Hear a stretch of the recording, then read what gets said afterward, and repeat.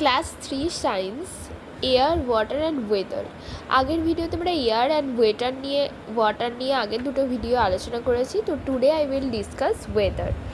Weather is the atmospheric condition of a place at a particular time. Weather হচ্ছে একটা জায়গার নির্দিষ্ট সময়ের একটা atmospheric condition.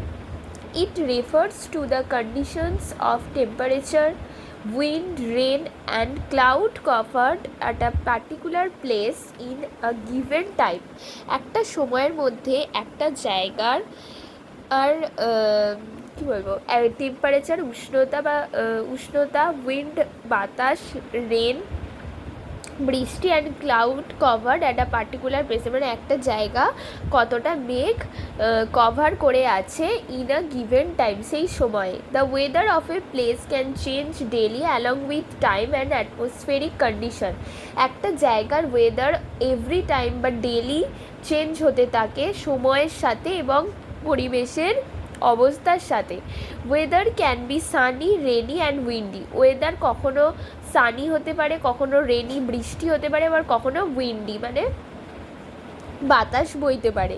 The sunny days are bright and have very few or no clouds in the sky. তাহলে sunny ডেজে চারিদিক ঝলমলে bright থাকে, আর কিছু কিছু অল্প বা একদমই আকাশে মেঘ দেখা বা ক্লাউড দেখা যায় না।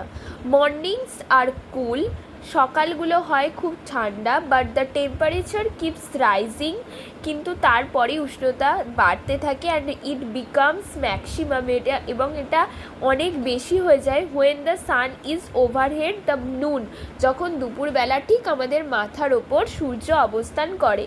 Gradually the temperature decreases again in the evening.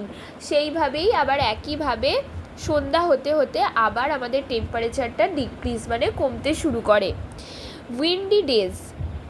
Windy days are generally cool. Windy ডেজগুলো সাধারণত ঠান্ডাই হয়। A gentle breeze keeps blowing throughout the day. সারা দিন ধরে একটা হালকা বাতাস বয়ে যেতে থাকে। Sometimes the wind may be a gale or even a Sturm. কিছু কিছু সময় হয়তো গেল বা স্টর্ম ঝড় হতে পারে।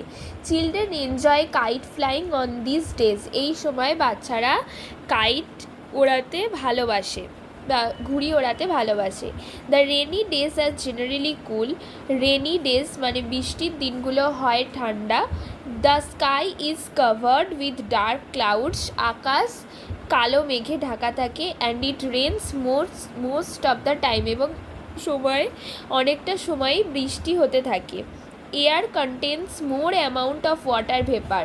এয়ারে বাতাসে অনেক বেশি পরিমাণ ওয়াটার ভেপার বা বাষ্প থাকে। The rain is also accompanied by lightning and when can here thunder. আমরা কখনো কখনো সময় বৃষ্টির সাথে বিদ্যুৎ চমকানো, বজ্রপাত এই সবগুলো হতে থাকে, এসবগুলো রেনের সঙ্গেই থাকে।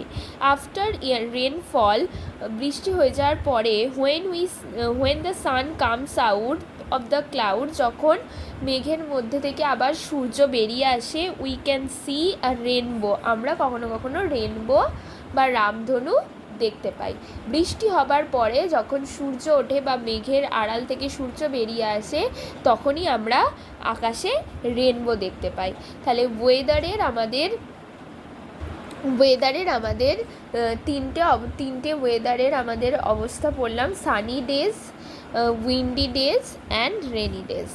তাহলে আজকের জন্য এইটুকুই, আবার নেক্সট ভিডিওতে দেখা হচ্ছে।